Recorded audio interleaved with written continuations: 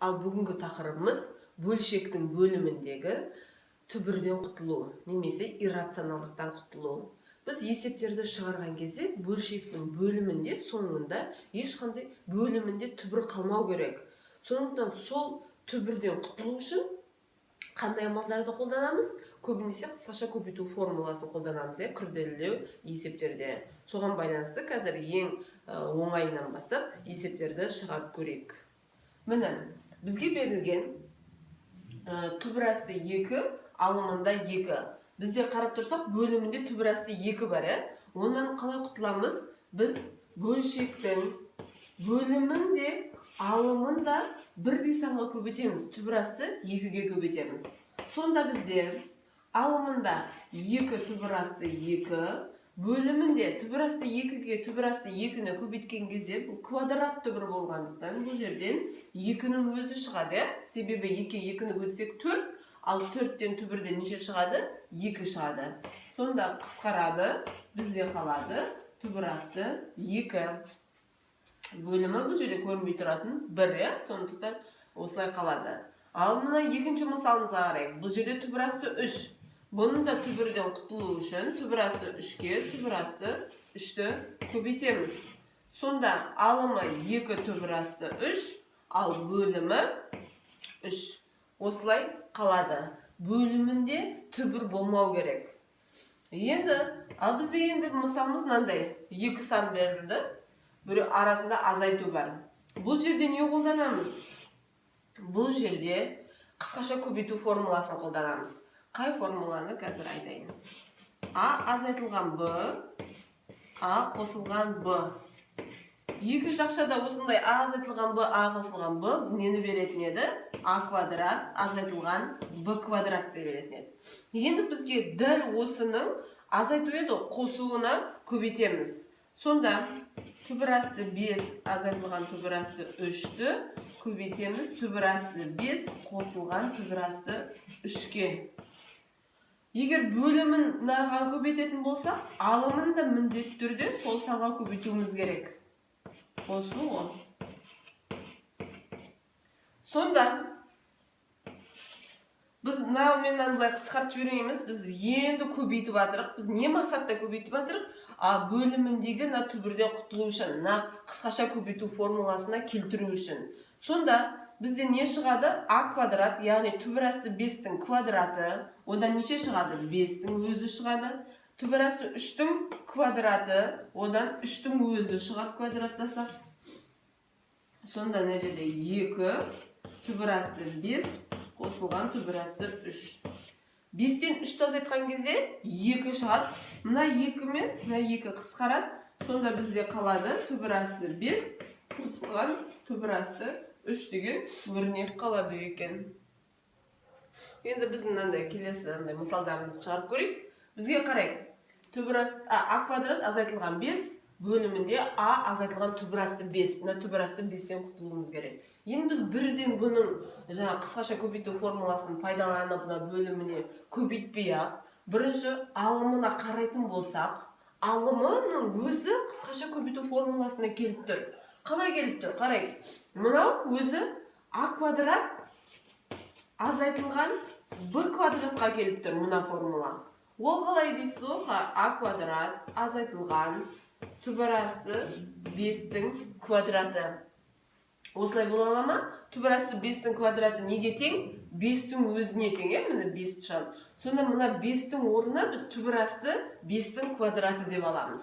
Сонда мынаның қысқаша көбейту формуласына салатын болсақ, бұдан не шығады? А азайтылған түбір асты 5, А қосылған түбір асты 5 шығады.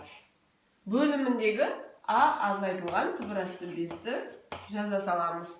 Сонда А азайтылған түбір асты 5, А азайтылған түбір асты 5 екеуі жойылады. Бізде қалады А қосылған түбір асты 5 шығады екен. Сонда алымының өзі қысқаша көбейту формуласына келіп тұр. Есепке қараған кезде соны уже көре білу керек. Енді мына жерге қарайық. Мына бізде тағы бір түбір тұр, осы түбірден құтылуымыз керек. Енді бұл жерде қысқаша көбейту формуласын мынаның плюсына көбейтіп жібереміз. жалғаса алайық.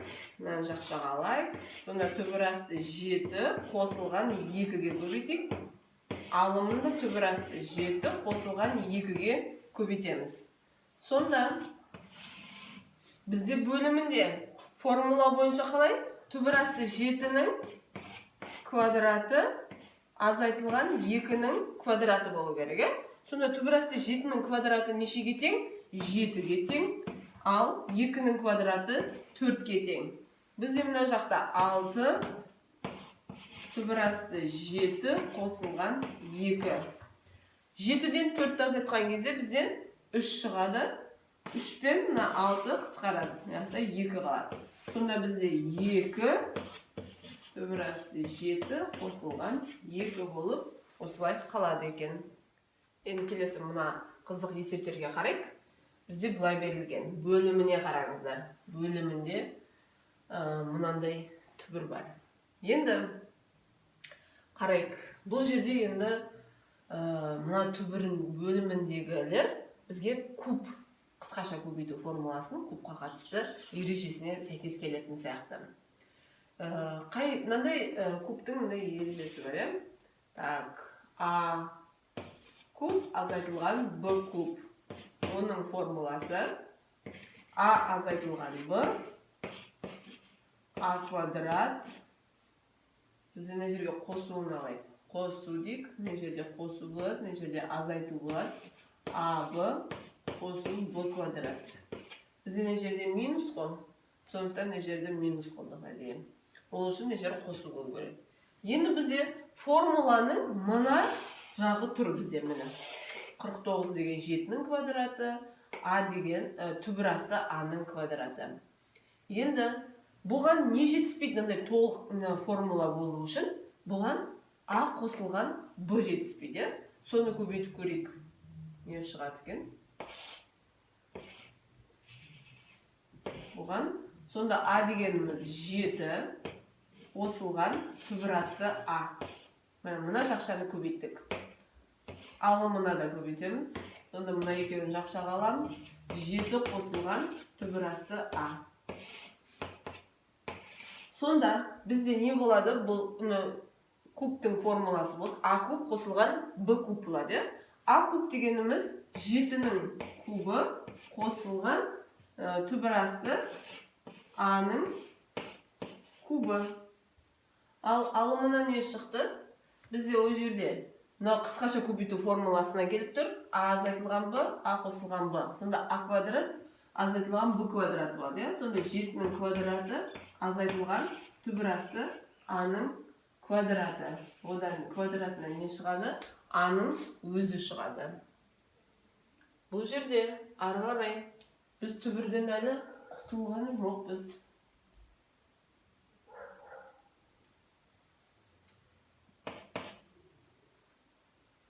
Түбірден әлі құтылған жоқпыз.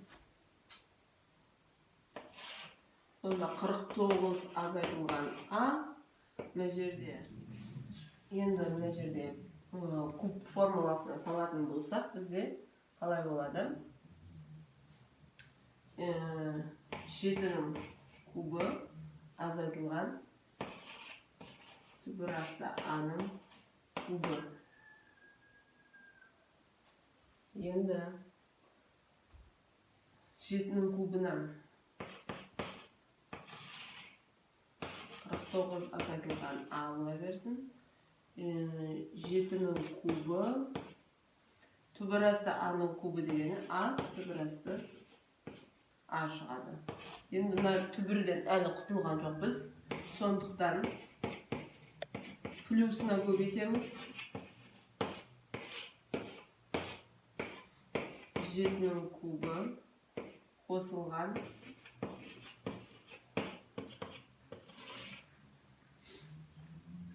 бізде мына жерде не шығады? Сонда 7-нің кубының квадраты, немесе екеуінің квадрат пен кубтың орнын алмастырсақ болады. Квадраттың кубы азайтылған А-ның квадраты көбейтілген түбір асты А мен түбір асты А-дан А-ның өзі шығады. Мына жерде мыналарды қайталап жазамыз. Сонда мына бөлімінде бізде не шығады? Қайтадан мына кубтың формуласына саламыз. Бұл жолы енді азайту, иә? Сонда 7-нің квадраты не? 49. Азайтылған. Мынау екеуі А-ның кубын береді. А куб, иә? Сонда А мына формулаға салып жатырық. Мынаның басын жазып. Мына жерде не жетіспейді? А қосылған Б көбейтілген, иә? Мына жер бар. Бұдан кейін 7-нің квадраты ол 49-ның квадраты, қосылған 49 көбейтілген А-ның өзі қосылған А квадрат.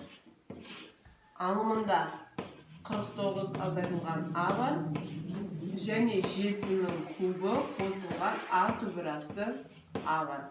Біздер қысқарады, сонда біз бөліміндегі түбірден құтылдық, иррационалдықтан құтылдық. Сонда мына есеп, мына күрделі есеп осылай болып қалады. Міндетті түрде бөлімдегі түбірден құтылу керек.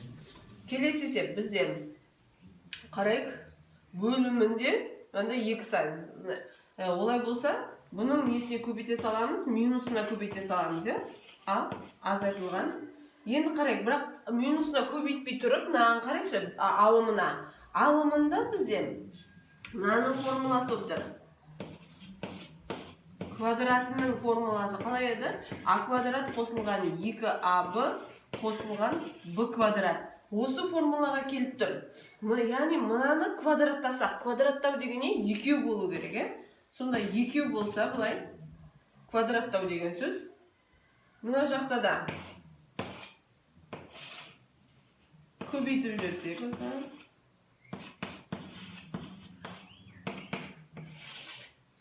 егер мынаны көбейтетін болсақ, мына формулаға саламыз, түбірасты А-ның квадраты не? А.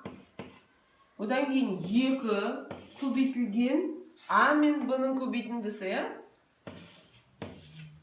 одан кейін Б-ның орнында тұр Б квадрат, ол 2.